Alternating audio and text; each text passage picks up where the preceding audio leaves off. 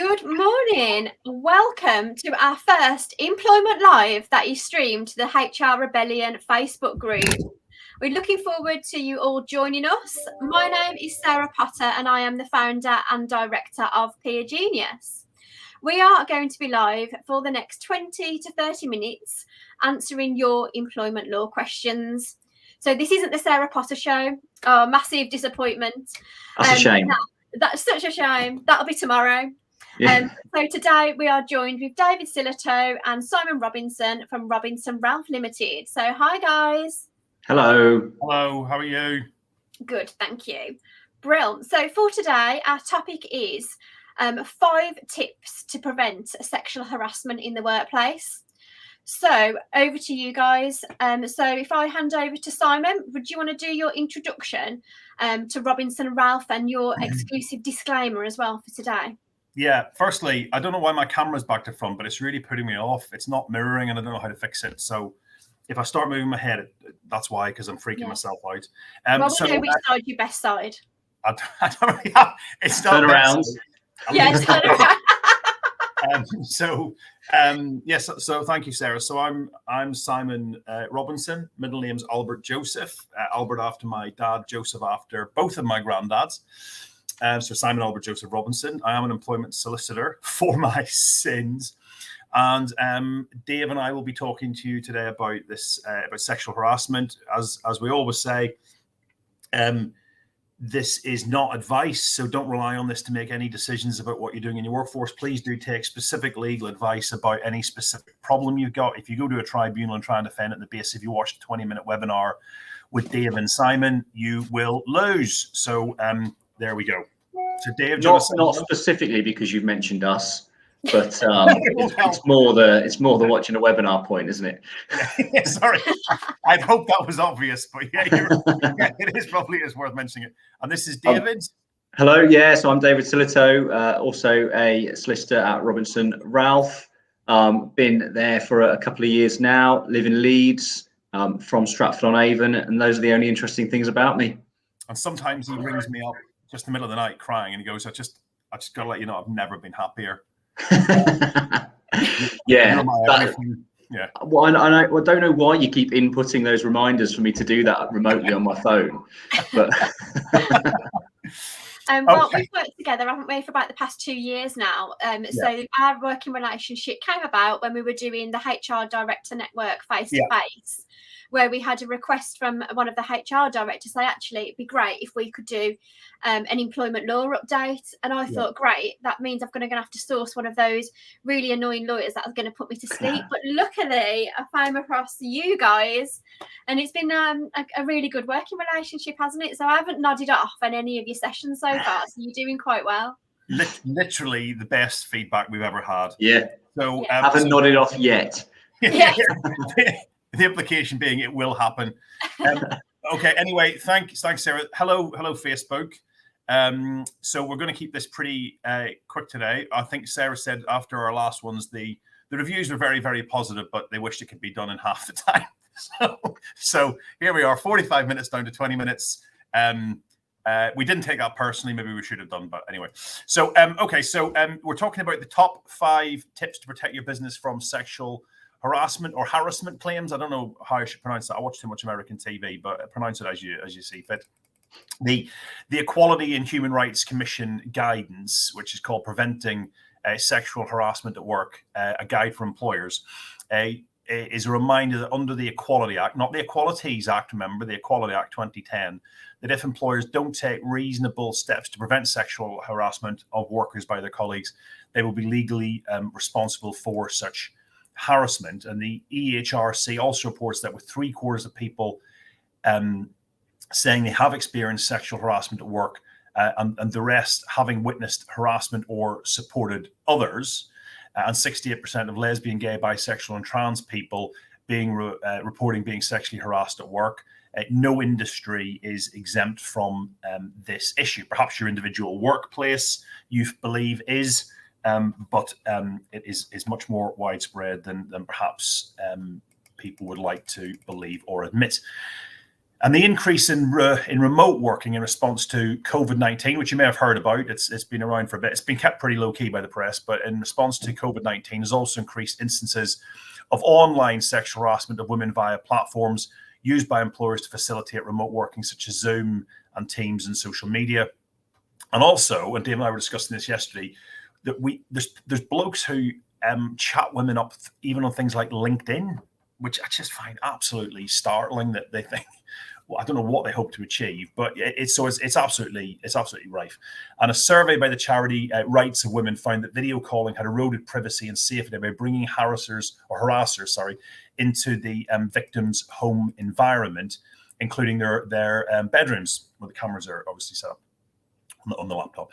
So it's reported that victims felt less able to report harassment to their employers whilst working remotely. And for women who did raise concerns, 29% felt that their employer's response had been negatively impacted by the pandemic, with some seeing investigations delayed because of lockdown restrictions. And that's certainly, I think, an absolutely valid point. So the government response to the consultation on sexual harassment at work, which was published on the 21st of July in the year of our Lord 2021, confirmed that it will ask the EHRC to produce a statutory code of practice on sexual harassment in the workplace, which will be complemented by accessible practical guidance for employers. The consultation response confirms that the government believes that this will help employers understand their existing duties in this area and whether they've taken, quotes, all reasonable steps, close quotes, to prevent harassment. But no timescales have been provided to produce the code of practice and associated guidance. So the government response to the consultation suggests that the duty will closely follow the formulation suggests within the consultation, with a defence available where employers can show they have taken all reasonable steps to prevent the harassment taking place, and for an incident to have taken place before an individual can make a claim. Now, over to Dave. How do you say harassment? Harassment or harassment? Harassment, I think, is my natural way of saying it. But sexual harassment, depends where it is in the sentence, I think. Oh, there we go. I'm second guessing myself now. What about you, Sarah? Harassment, but don't ask me to spell it. Harassment. How do you spell harassment? How do you spell harassment, though? Got my right. Anyway, so Dave, over to you. Yeah, so it's against that backdrop that we thought we would talk today about 5 top tips to help protect the business against sexual harassment claims, because there may well be a duty in the next few months or couple of years, if the government gets around to it, which they have said they will do, if parliamentary time allows, or when parliamentary time allows. So if you are ahead of the game, then that will be a bonus to the business. And if you're looking to sell it to the business and sell the needs to take any particular steps to the business, then you can do so against the backdrop of a forthcoming duty that the government is proposing to prevent sexual harassment in the workplace. So some of this, I think, will be things that you may find fairly straightforward. A lot of it is simply what a reasonable employer would be doing anyway, but hopefully you can take something from it. So top tip 1 is update and implement anti-harassment policies and procedures. So an effective policy should specify who's protected, state that sexual harassment will not be tolerated, that it's unlawful, state that harassment or victimization may lead to disciplinary action up to and including dismissal, state that aggravating factors such as abuse of power over a more junior colleague will be taken into account in deciding what disciplinary action to take. Define sexual harassment, explain to people what it is, and give examples that are relevant to the particular working environment that you're operating in and reflecting the range of people that harassment may affect. Include an effective procedure for receiving and responding to complaints of harassment. Policy should also address third-party harassment. That used to be something that was specifically unlawful. It no longer is, but that's not to say it's not an issue in workplaces, and that's not to say that an employer that takes protecting their employees from sexual harassment seriously should simply ignore it. Of course, it's something that needs to be factored in, depending on the workplace, of course. But if you're dealing with third-party harassment, explain that it can result in liability, not under the Equality Act, but there's a Protection of Harassment Act or sexual assault, that it won't be tolerated, that people should report it. Steps have been taken to prevent it, to demonstrate that you're taking it seriously, what steps will be taken to remedy a complaint or prevent it from happening again, if it does. And also include a commitment to review the policy at regular intervals and monitor its effectiveness. It's important to ensure that the policy covers all staff, so that would include agency workers, consultants, casual workers, volunteers and interns, not just employees. They are all people who can bring claims under the Act, and of course, again, if you're taking it seriously, why would you exclude individuals? Policy should also set out, as I say, a clear procedure. Employees should be given the opportunity to evaluate the effectiveness of the policy and that procedure through regular staff surveys. And the policy should also be brought to employees' attention through perhaps anti-harassment weeks, posters, or training. The Equality and Human Rights Commission, EHRC, acronym fans, has recommended that employers publish their anti-harassment policies online in order to help bring them to the attention of both staff and customers. And I think, this sort of distinction here between having a policy and implementing it, making it a living, breathing document that people are aware of and abide by in the organisation is really important. Over to you, Simon. Thank you very much, David. So top tip number 2 is provide carefully tailored and effective training sessions for employees. The EHRC guide recommends that anti-harassment training be provided to all staff, not just managers. Supervisors and managers may need additional guidance on what to do in receiving a report or complaint of harassment or investigating complaints, taking disciplinary action, and supporting workers. It is good practice for anti-harassment training to form part of all workers' induction procedures, and this is an effective way of ensuring that all staff are clear about the behaviours expected in the workplace and how to report instances where behaviour falls below the standard. And a copy of the employer's relevant policy or policies should be provided in the induction pack. Another tip on part of that would be to keep a record of all the training that employees have received. And if you're getting them to sign something, make sure they've got time to read it before they sign it, so they can't claim later on, whether genuinely or dishonestly, at a tribunal, that they didn't get a chance to read it and understand it. And if English isn't their first language, then adjustments would have to be made there, as indeed there would be potentially for people with learning disabilities or sight issues or anything like that, or hearing issues if it was an audio training pack. So just be aware of duties about reasonable adjustments as well when it comes to training. But training should explain clearly to all workers what is considered acceptable behaviour, or probably what is easier to say is what is considered unacceptable behaviour, how to recognise sexual harassment, and what to do if they experience or witness. And as Dave always says about policies, the only thing worse than not having a policy is having a policy and not abiding by it.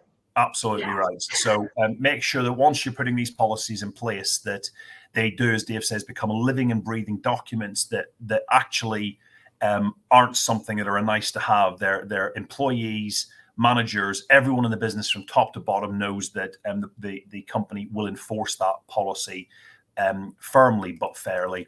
So workers should be trained on what sexual harassment in the workplace looks like, because believe it or not, some might not know. We did a session yesterday when we were told by a HR professional that in their workplace, somebody had genuinely not known that wolf whistling, or claimed to have genuinely not known that wolf whistling in the workplace was unacceptable behavior. Now, whether that's true or not, once you make it clear that it's not acceptable, then whatever people believed beforehand is clearly irrelevant, because they know the standard that is expected. What should workers do when they experience it, and how to handle any complaints of harassment? So in industries where third-party harassment from customers is more likely, workers should also be trained on how to address those issues. So particularly, for example, but not limited to this, the hospitality issue is an example of that. So employers should keep records of who has received the training, as I say, and ensure it's refreshed at regular intervals. And what is regular will depend very much on your business and your industry. Training should be regularly refreshed because of the case of in LA versus Gellin, I think that's how I pronounce it. The EAT upheld the tribunal's finding that an employer had failed to take all reasonable steps to avoid an employer being racially harassed by another, and could not rely on, quote, stale, close quotes, equality and diversity training. Now, that doesn't mean you have to train everybody every 6 months on how not to sexually harass. There has to be obviously an element of of common sense there. But bear in mind, training once and then 6 years later, trying to rely on that training may not be entirely helpful. And also, as people are being promoted from one position to a more managerial position, you might want to do special refresher training for those people. Yeah. Over to Dave. Yeah, I've got a question on that, but I'm really intrigued to what your 3 key points are, so I'm going to keep quiet for a moment. Okay. So yeah, point 3 was address and improve workplace practices and culture to prevent acts of harassment and discrimination. So that would be, again, conducting regular one-to-one staff surveys, exit interviews, have open door policies. That will help you understand where any potential issues lie and what the steps need to be taken, whether the steps that you are taking are working or not.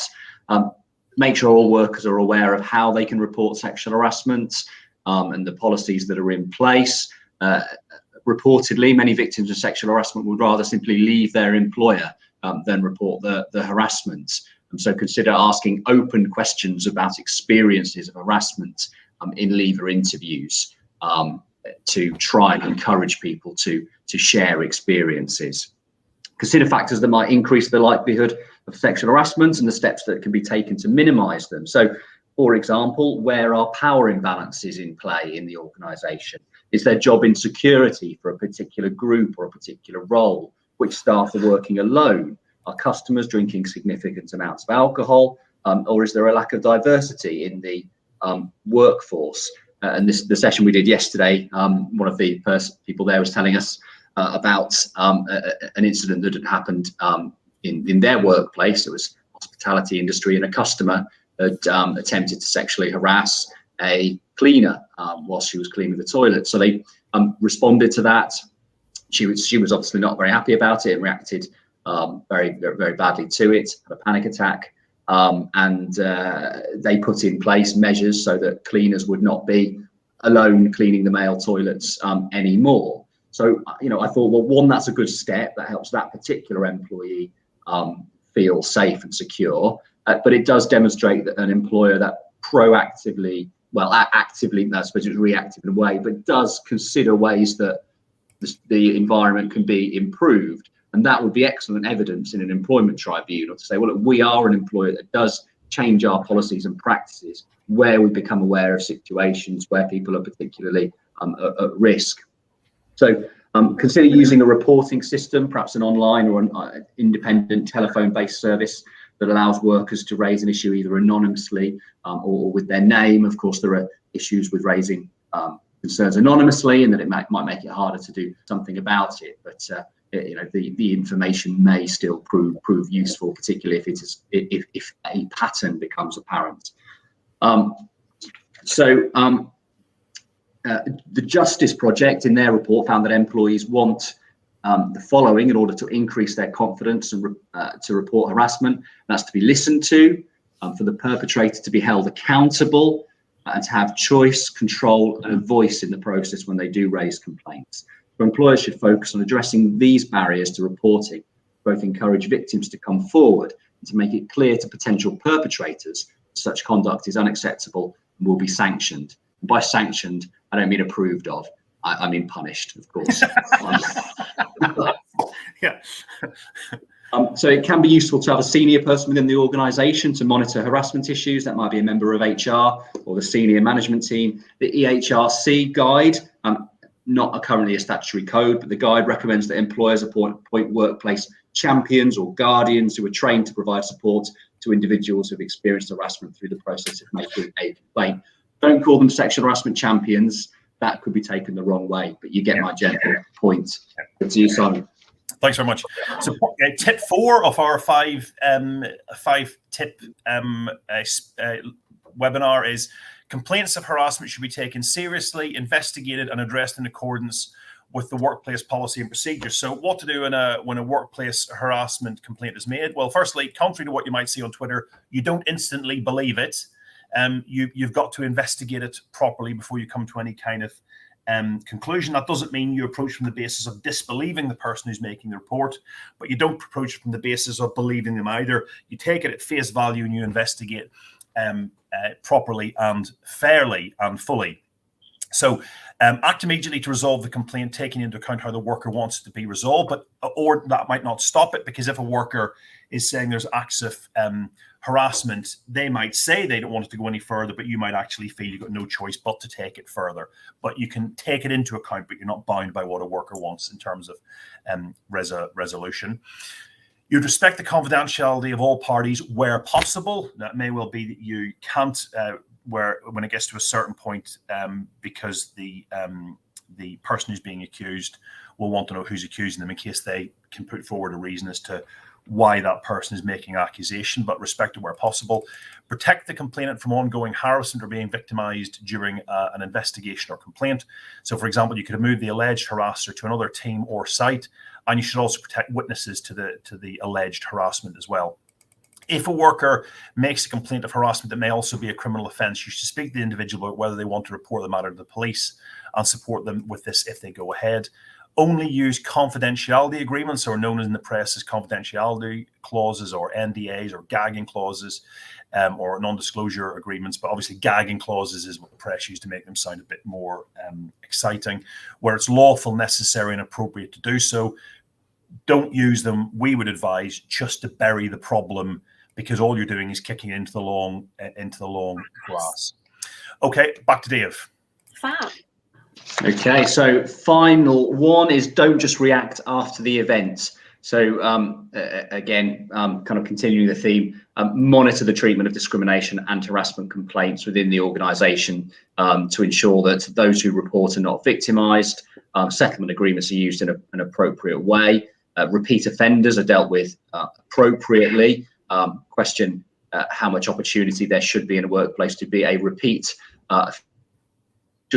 harassment, but you know, there are obviously degrees of incidents, and cultural problems, be alive to them and identify and resolve them where necessary. So tools to effectively monitor claims could be, depending on the size of the organisation, requiring settlement agreements to be signed off at board level or by a member of the senior management team, or requiring a copy of all such agreements to be provided to the board or a nominated senior manager. A board member having responsibility for discrimination and harassment issues, overseeing anti-discrimination and harassment policies and procedures, and the use of confidentiality clauses in discrimination and harassment cases.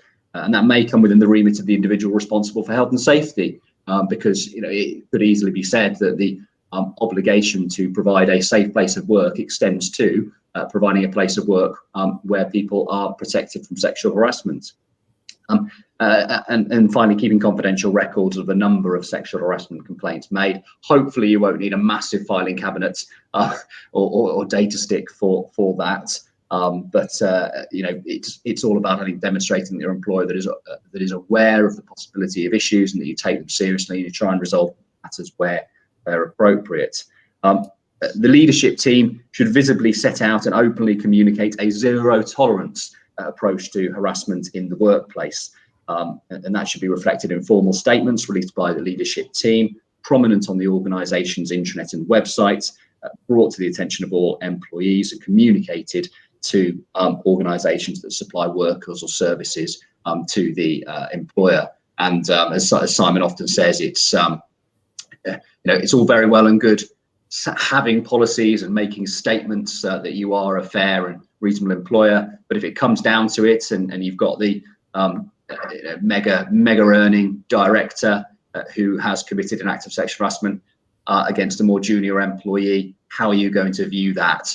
Is it going to be a case of, well, when push comes to shove, the principles actually get put to one side for the financial interest of the company? If so, then it's going to happen again. People are going to know that when they progress to that level, they can get away with it.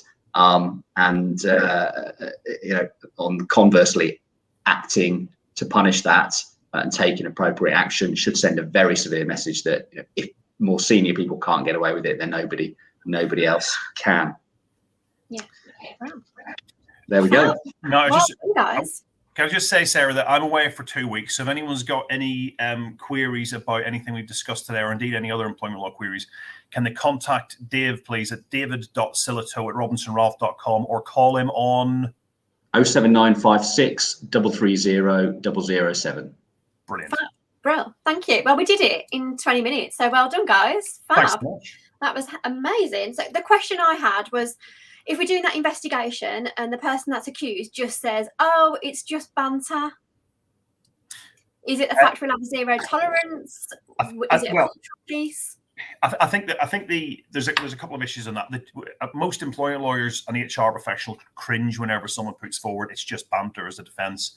The banter defence, yeah. But the truth of it is, it might sometimes be true, and there is case law that if the person is giving as good as they get, then it would be seen as banter. Of course, there's other case law that says just because people laugh along with these kind of comments doesn't mean they do want them or they do approve of them. It's just because they don't want to be that person who is the spoil sport in the office. So it is, I think, as with most things, fact sensitive, depending on what's been said, how often it's been said, and as the Court of Appeal have said in these kind of cases, context is key. Okay. Cool. No, that's helpful. So thank you everyone for joining us. We've got a love heart as well, which is lovely to see. So thank you for that feedback. Thanks, Mom. Aimed at you, Sarah. Is that like David? Have you put that on yourself? Like, Yeah. But we'd love to hear your feedback on the 5 top tips and the format that we've done today. I'll email the recording round for everybody as well, but this will be available on the Facebook group to replay. So if you have got any questions, pop them on there. David's on here as well to look at those. And we will be back. It's the first Thursday of every month at 11 o'clock. So we'll see you again in September. So thank you very much, David and Simon. Thank you very much. Sarah. Cheers, everyone. Thanks, everyone. Thank you. Bye. Bye.